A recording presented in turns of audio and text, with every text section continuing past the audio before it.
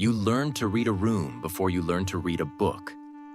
By 6 years old, you could hear a car door slam in the driveway and know, from the weight of it, from the pause before the front door opened, exactly what kind of night it was going to be. Your rib cage would lace itself shut, your breathing would go shallow, and you'd start adjusting, rearranging your face, becoming whatever version of yourself was least likely to be a problem. That wasn't anxiety. That was a child solving an equation no child should have to solve. How do I make them glad I exist? How do I earn the right to take up space in my own home? How do I make sure that today, I am not the thing they regret? You never stopped solving it. And the person you became to solve it, the easy one, the helpful one, yes, the one everyone calls so mature. That person is a building. A beautiful, load-bearing building with no room inside for you. Stay. I need to show you the blueprint. There's a specific kind of knowing that doesn't arrive through words. No one sits a child down and says, "You were not wanted." That's not how it works. It works through temperature, through timing, through the half-second delay before a hug that tells a 4-year-old everything they need to know about whether their existence is a gift or an inconvenience. You learned it in the sigh before your name was called, in the way your mother's face rearranged itself, just slightly, when you walked into the room. Not anger, not cruelty, something worse. Effort. The visible effort of loving you, as if you were a task on a list someone else wrote. And you, brilliant. Always perceptive, terrified you. You read that face like a blueprint. And you started building. You built a version of yourself that was helpful, then pleasant, then indispensable. You became the child who didn't need things. The child who cleaned up before being asked. The child who made themselves so small, so frictionless, so aggressively easy that no one would ever have a reason, a single reason, to confirm the thing you already suspected, that you were here by accident. And love was not the default. Love was something you'd have to earn, every single day, for the rest of your life. Here's what no one tells you about growing up unwanted. It doesn't make you feel unloved. It makes you feel unauthorized. Like everyone else received some invisible permission slip to exist, to need things, to cry, sigh, to take the last piece. And yours got lost in the mail. So you wrote your own. You wrote it with perfect grades, with self-sufficiency at age 9, with a laugh that made adults comfortable, with the ability to read a room's emotional weather before your coat was off. You wrote it with everything you had because the alternative, existing without justification, felt like standing in someone's house without an invitation. You're still writing it. Let me tell you what was actually happening inside you, not the story, the wiring. There's a famous experiment. You may have seen fragments of it, a baby and a mother, a flat expression. Developmental researcher Dr. Ed Tronick designed it in the 1970s. They called it the still face experiment. A mother plays with her infant, smiling, responding, alive. Then, on cue, she goes blank. Hide neutral. Present, but unreachable. The baby doesn't just get sad. Watch closely. First, the baby tries harder. Reaches, coos, performs. Every tool in their tiny toolkit, deployed to get the warmth back. When it doesn't work, the baby doesn't give up gracefully. The baby dysregulates. Their heart rate spikes. Cortisol floods. They look away. They collapse inward. In under 2 minutes, a child who was laughing is now physically, measurably, in distress. Not because of violence, not because of screaming, because of the absence of response. Now hold that, because if that experiment lasts 2 minutes and causes measurable neurological disruption, what does it do when it lasts a childhood? I'll tell you what it does. It builds an architect. You became someone who could construct emotional shelter out of nothing. No foundation given. You'll pour your own. No walls of safety provided. You'll frame them with your bare hands, using performance, people-pleasing, anticipation of need, the constant, exhausting scanning of every face for micro-expressions that might tell you whether today you're welcome in your own home. Your nervous system didn't break. It specialized.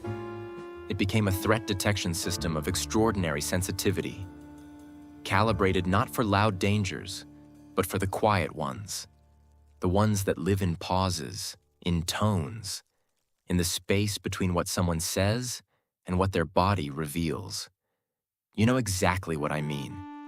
You walk into a party, and within 45 seconds you can tell who's fighting, who's performing, who needs to leave, and who's about to cry. You thought that was intuition. It's not.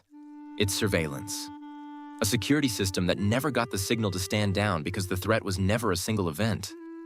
It was the atmosphere you grew up breathing. And this is where it gets complicated. Because that same system, that hypervigilant, exhausting, always-on scanner, also made you extraordinary at certain things. You became fluent in the unspoken. You can hear the sentence behind the sentence. You can feel a room shift before anyone else notices. You hold space for people's pain like you were born to do it. Because in a way, you were. You were trained. Not by curriculum, but by necessity. By a childhood that said, if you cannot read the room, you cannot survive the room. Here's the part that will sit strangely in your chest. Let it. The same adaptation that exhausts you is the thing people love most about you. Your depth? It was forged in the silence of not being seen. Your empathy? It was sharpened on the blade of needing to predict someone else's emotional weather just to know if today was safe. Your ability to give, to hold, to carry, to show up, it didn't come from abundance. It came from a deficit so deep you built an entire personality over it so no one would ever see the whole. Researchers studying adverse childhood experiences, the landmark ACE study led by Dr. Vincent Felitti and Dr. Robert Anda, found something that most people only read half of. Yes, the study confirmed that childhood emotional neglect correlates with higher rates of depression, autoimmune disorders, relationship difficulty. That part gets cited everywhere. But here's what sits in the margins, in the less quoted findings, and in the work that followed. People who scored high on adverse childhood experiences also demonstrated, at disproportionate rates, heightened emotional intelligence, advanced pattern recognition, and a capacity for compassion that researchers described as almost neurologically distinct. Not because suffering is beautiful. It isn't. But because a brain that had to map the emotional world just to stay safe developed muscles that most people never need to build. You are not empathetic despite what happened to you. You are empathetic because of how your brain adapted to what happened to you. And that duality, is the thing no one talks about. Because it means your greatest gift and your deepest wound share the same root system. You can't just rip out the pain without disturbing the beauty that grew from it. Hey, pause for a second. Not for the video, for you. Put your hand somewhere on your body where you hold this. Your chest, your jaw, the back of your neck. Wherever tension lives when you think about this. You feel that? That's not weakness. That's the weight of a building you've been holding up since before you had the language to ask for help. Okay, stay with me. Because here's what the duality costs you.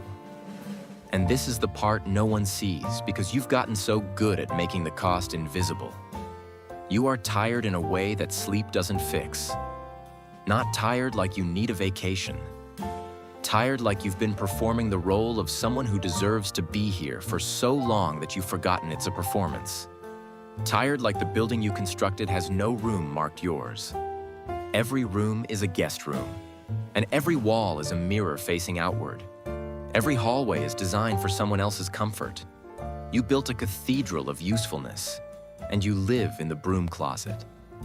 Let me show you what this looks like in the small moments, the ones you dismiss because they seem too minor to matter. You're at dinner with friends. Someone asks what you want to eat. And the question, that simple question, creates a knot in your stomach. Not because you don't know what you want, because wanting feels dangerous.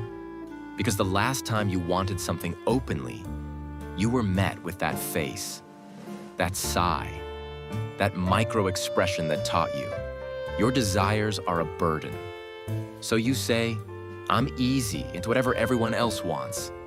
And you mean it, and you hate that you mean it. Or someone gives you a compliment, a real one, and instead of landing, it slides off you like water off stone. Not because you're humble, because somewhere inside, a 4-year-old is saying, they don't know. If they knew the real me, the one who wasn't wanted, they'd take it back. Or you're in a relationship, a good one maybe, and the person reaches for you in the middle of the night, just a hand on your hip, half asleep, pure warmth. And your first thought isn't comfort, it's, how long until they realize I'm too much, too complicated, too heavy? You count the days of love like borrowed time. Every act of tenderness comes with an invisible clock. This is the cost, not drama, not breakdowns. A quiet, relentless erosion of the belief that you are allowed to be here. To take up space, to need, to want, to rest without earning it first. You know what's cruel about it? The people around you, the ones who call you the strong one, the reliable one, the one who always has it together, they have no idea that what they're admiring is a survival mechanism. They're complimenting the architecture. They don't see that the architect is living in the walls, barely breathing, holding the whole thing up with their spine. And the loneliest part, the part that sits in your throat right now, is this. You can't even grieve it properly. Because what are you grieving? No one hit you. No one left. Some of you had 2 parents, a roof, food on the table. The wound isn't the presence of something terrible. It's the absence of something essential. And how do you grieve a warmth you never had? How do you mourn a room that was never built? Here's where I refuse to hand you a fortune cookie. I'm not going to tell you to just love yourself. That sentence is almost offensive to someone who was never given the template for what receiving love even feels like. That's like telling someone who grew up without gravity to just stand up. But I am going to tell you something that's true. Something that has weight. The building you constructed, the one that has no room for you, you can renovate it. Not demolish, not burn down. You don't have to destroy the person you built. She carried you here. He got you through. They kept you alive when the blueprint you were given had no foundation. That version of you, the useful one, the vigilant one, the one who scanned every room and smiled through every silence, that version deserves to be honored, not discarded. But you can, slowly, with shaking hands and a pounding heart, add a room with no mirrors facing outward, a room with a lock on the inside, a room where you can sit in the unbearable discomfort of being wanted for nothing, of being loved without function, of taking up space that you didn't earn because, and this is the part that will feel like a lie until one day it doesn't. You were never supposed to earn it in the first place. I want to tell you about something neuroscience has shown us. Something that might matter to the part of you that needs proof before it will believe good news. Dr. Bessel van der Kolk, one of the world's leading trauma researchers, spent decades studying what happens in the brains of people who grew up in environments of emotional absence. But what he found, and what he documents in his research at Boston University's Trauma Center, is that the neural pathways carved by childhood neglect are real. They are measurable. They show up on scans. Your brain literally wired itself around the expectation of rejection. When you flinch at love, that's not a character flaw. That's a circuit. But, and this is the part that matters, those circuits are not permanent. The brain's capacity for neuroplasticity means that new experiences of safety, of being received without condition, of rest without performance, these don't just feel nice. They physically reshape the architecture of your neural pathways. Not overnight. Not through affirmations. Through repeated, embodied experiences of the thing you were denied. And every time someone reaches for you and you let them, even when every alarm in your body is screaming that this is a trap, you are laying one brick in a new room. Every time you say what you actually want for dinner, every time you let a compliment land, really land, let it sit in your chest for 5 seconds before you deflect it. You are rewiring a circuit that was soldered in childhood. It will feel wrong. That's important to say. It will feel dangerous. Rest will feel like the moment before something terrible happens. Being chosen will feel like a setup. Softness will feel like the breath before the blow. That's not a sign that you're doing it wrong. That's a sign that you're building something your body has never had before. And the body always resists unfamiliar architecture, even when that architecture is safety. And I want to say this clearly, because it matters. In some families, in some cultures, in some communities, the unwanting wasn't personal. It was structural. Poverty, displacement, survival that left no bandwidth for tenderness. Parents who were themselves unwanted children, passing down the only blueprint they knew. Generations of people building shelters with no room for softness because softness was a luxury the world never offered them. This doesn't erase what you carry, but it might soften the story you tell about it. The unwanting may not have been about you at all. It may have been about a wound so old it forgot its own name. And you inherited it the way you inherit eye color.